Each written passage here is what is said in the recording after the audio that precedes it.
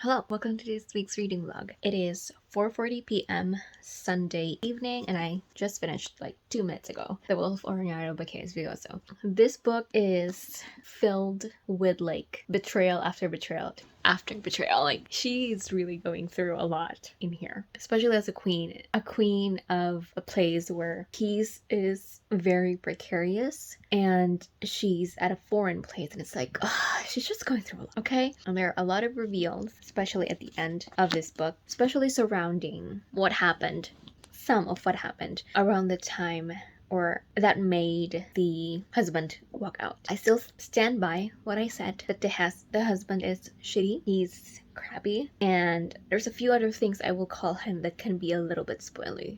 I am immediately going to be starting the Ikasar Falcon. I have it right here, and I want to finish it tomorrow because I have access to the book until tomorrow, and I have to return it. I can't renew it because a lot of people are waiting for the audiobook. So I really enjoyed this one. It didn't end at a very like cliffhangery ending. It definitely closed off like this first book. We're kind of like starting the next part of, I guess, the entire story. And I have a lot of questions because of the reveals that we had. So I will start it now and keep going. Hello, so quick update before I go to sleep. I am 92 pages into Ikasar Falcon, and I feel like I've read a lot already, and it's just a lot denser. Like, you can see the font is a lot smaller than before. In terms of the format, in terms of like the baybayin that I mentioned in my last vlog, it's still present with each chapter.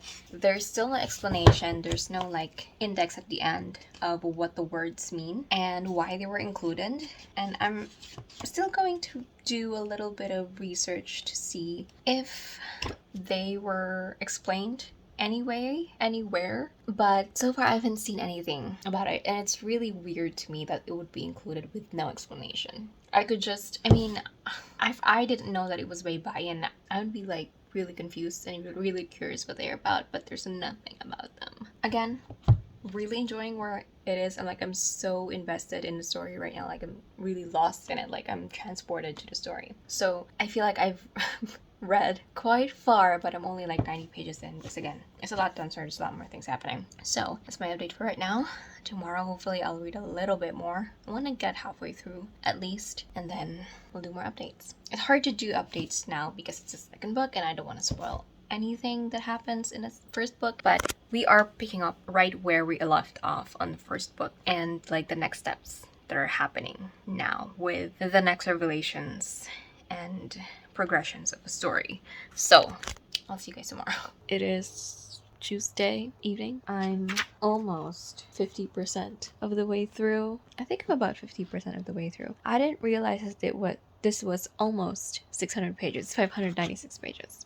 This is so readable. It's not hard to read, and that is not the reason why I'm taking a while to read it. It's one of those books where I want to know what's happening, but I also am scared of what's going to happen next, because just from the first book alone, it's very action-packed. There's a lot of like twists and turns, a lot of betrayals. Like, you really don't know who to trust, and even here at this point, it's still like there's a lot of things still that are getting revealed, and I literally stop at this point where something pretty big also it's happening, and I don't want to put it down, but I have to go to sleep. But I will continue this tomorrow, and it's the world building is amazing, and the addition of the different elements and plot lines to the story doesn't feel forced. It's just kind of where the story is supposed to go, especially with this really being like an epic high fantasy book, and it's been a while since I read like a high fantasy book, so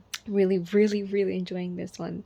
I'm still really confused about the baybayin part. I just feel like it was simply used for the aesthetic, kind of, and that makes me really sad. But again, story-wise, plot-wise, and character-wise, it's really enjoyable. And even at this point where we've gone through a lot of betrayals in the first book, and it feels like now we have a good set of people that we can trust, it's still very precarious, especially with how complex the plot is getting. You really don't know who to trust. You don't know, because you were still figuring out what is really happening in other places and how that ties into the entire story, because we started with her just trying to set up a meeting with her husband who was gone for years.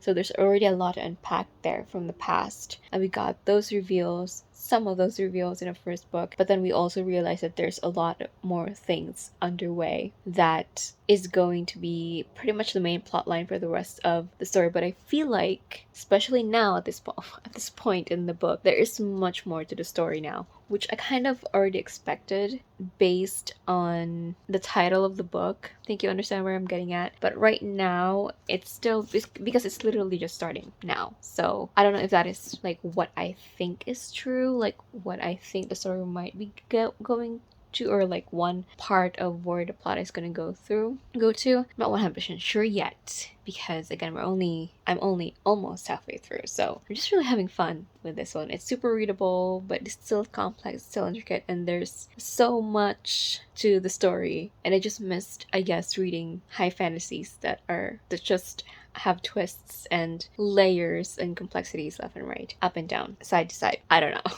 But yeah, that is my update for right now. Really, really, really enjoying this. And I am excited to get to the third book, even though I'm only halfway through this one. Update you guys tomorrow. I really want to finish this tomorrow, but we'll see. I am 390 pages in, so I have 200 pages left of this book. Every time I stop to read a chapter, there's always something happening. Honestly, this entire book, like, I feel like whatever chapter I stop at, there's always something happening. And oh my god, it reminded me so much. It reminds me so much of how much I really enjoy like high epic fantasy. Oh, it's so good. It makes me remember that time when I read like the entire A Song of Ice and Fire series, like the ones that are out when I was in college. I was 18, so that was 7 years ago. And I remember reading the entire, like, I think there were 5, 6, maybe 7 books out, right, so far. And I remember reading that during, I think it was around this time, like end of the year. And I remember it was getting close to or around like vacation time for like school. And just like that feel, plus the weather being a little bit cooler on like the cooler side and a little bit gloomy, it reminded me of those times a lot. And it was that time before university became really like difficult for me, but it was one of my favorite moments. And it's not even related to what I'm doing in university. It's just that I was reading a book series that was so good, that I was so invested in, that was high epic fantasy, that was so complex, and the world building is amazing. The magic system is so good. The characters are so layered. There are twists and turns everywhere, and it just reminded me of that so much. And I really need to get back to high fantasy. Honestly, the only reason why I'm like not reading the high fantasies that I have heard so many good things about is because I want to save them, which is something that I need to like get rid of, because I can't save books. I have so many books I need to read. So if I'm going to put off reading all the books that I've been wanting to read, that I know probably I'm going to love, then what's the point even of reading at all? Anyway, just wanted to share that part because it's just so good. I really want to finish this, and I really want to like stay up late and finish it. We'll see if I can do that, like if my body is going to allow me to do that, because I really want to. And it's been a while since I last like stayed up late to finish a book, especially like an epic fantasy book. So yeah, I mean, I have 200 pages left. Let's see. Oh my god, it's 12:20 a.m. It's Friday. I finally finished the Guitar Falcon. Can you tell I cried a little bit? I definitely got emotional by that end. I don't know how Italian could go through all of this and not want to give up. I feel like everything that she has gone through, everything. I feel like if she didn't have her son to fight for, she wouldn't be fighting at all. All the things. I really don't understand anymore. Like, I thought we had enough betrayals in the first book. She's still getting betrayed left and right by people. It's so frustrating to read her story because she's queen. She's never treated as one. I'm not saying that they have, I'm not saying that the characters need to have blind loyalty. That's not what I meant. Because they're not letting her be queen. They're not letting her, because they have their own ideas of what she has to be. And so when she doesn't meet those expectations, they fight back, and they do things on their own, saying that it's for the good of their country, for the good of the queen. And it's like, she's she's trying. Her hands are tied because she can't do anything if the people around her don't listen to her, don't take her seriously, don't regard her. And like, it's like her words don't even carry weight anymore at all, like even just a little bit. It's so frustrating to read because she's not really making, in my opinion, bad decisions, but because the people around her want things from her that are like different things from her, and even the people that she would think as her allies want something from her to be their allies. She cannot find one. She cannot find someone she can trust fully and just be there for and with her. It's so frustrating to read. And I don't know. It's gonna be so hard for me to read the next book because she still feels so alone. It's making me like really emotional and really depressed about it because she's just alone, literally alone. And there's like this certain sadness to that because she's still gonna keep fighting even though she has enemies left, right, up, and down who all want something from her. It's so frustrating. So yes, I will continue reading this book. I mean, the next book, Dragon of Jin-sayeng. God damn it. I want to finish that book tomorrow. I don't know. So yeah, I'll update you guys. Well, not really tomorrow. Later. Hello. So, kind of different update setup type thing. I was just filming something, so I just decided to update here because I forgot to update last night. And honestly, it was because I was really sleepy. So I finished, actually, earlier this morning, The Dragon of Jin-sayeng. I slept at like almost 4 a.m.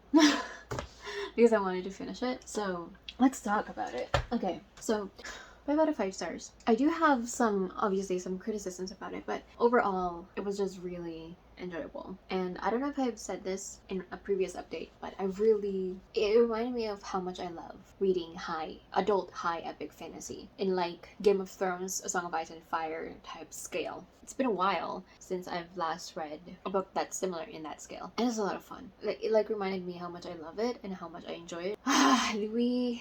It's a roller coaster ride, really, this entire book series. There's more character driven, but obviously there's like very heavy plot as well. And the plot is, I feel like the character and the plot really melded very well together, but I think overall in this story, it really is more of the character that the story is about. Because it's not in that, A Song of Ice and Fire series, in that we follow a whole cast of characters with their own like chapters and their own perspectives. This one, we're only following Talian and her perspective. This is her story. But because she is queen, and as she travels to, the empire, she realizes just how complicated her position is, and her ties to the empire and her ties within her own country and her own queendom. And there's layers of this to like really peel back. Layers and layers and layers. I don't want to spoil anything, but it's not that we have that one thing, like one goal that we have from the start of the book to the end. She's still, her main goal is to go back to her son and protect her son. But as the story progressed, she realizes there's a lot more to her wanting to protect her son. There's a lot more underneath that, and that she has to do a lot more things to ensure that her son is going to be safe. Throughout the series, she's being betrayed left and right, up and down by people around her, and she really doesn't have anybody she could rely on top of her being a pretty powerless queen. Frustrating to read those parts because I'm just rooting for her so much, and she just goes through so much, and the people around her too go through so much, and I just don't want them to suffer anymore. And I'm just like, it hurts me so much that they're going through all these things. I love Talian, although sometimes I do want to shake her, but she's the character that I wanted to shake the least frequently, because she makes her own mistakes, and sometimes it's hard for her to own up to her mistakes, and sometimes it's hard for her to realize her own mistakes. She's always trying to do right by her and by her son, and she has this pressure from her council, from the people around her, from her countrymen as queen, and the way they view her as her father's daughter, as a woman as well, and as a wife. It affects the way they view her, affects their biases toward her, because she is this super like ruthless conqueror's daughter, and now she's also a wife and a mother. It's all those things. Yeah, there's a lot of misogyny in here too, so I mean, not really surprised. But yeah, I root for her a lot. And there's another character I don't want to spoil. We meet that character in the first book, but again, I don't want to spoil that, but also Than, her son. He needs to be protected at all costs. This kid goes through so much, from being abandoned by her father at a very young age, her mother being queen, and being taught as the crown prince, as well, his education, and obviously his tutors, his guardians, and just what he goes through as the crown prince and as Talian's son. Goes through a lot. So I really love this book. Highly, highly, highly recommend. Although I still have that issue that really, like, my main criticism is really that issue of the baybayin part, that it wouldn't, I feel like it's a very big issue to me because it's every chapter, and if it was included like with the chapter names, as much significance as there is in the chapter names, there is a significance that you include baybayin on every chapter. That means that it is important, and there was no explanation, nothing. Like, we weren't told what the baybayin means, why the baybayin is there, and the purpose of the baybayin being included in the names, underneath the names of each chapter. It was very disappointing that it wasn't used in a more particular way, in a more intentional and meaningful way. Feels like it was just added to add a little bit of spice, and it was really disappointing. So yeah, that's the only thing really. But the plot, the characters, all the twists and turns, the betrayal that she experiences, it all was very a wild roller coaster ride that I enjoyed, even though I suffered a lot. Yeah, so that is this week's vlog. I finished a whole trilogy. They were long books too, so I don't want since I read one of these, and I really enjoyed them. So that's it for this vlog. Thank you so much for watching, and I will see you on my next one.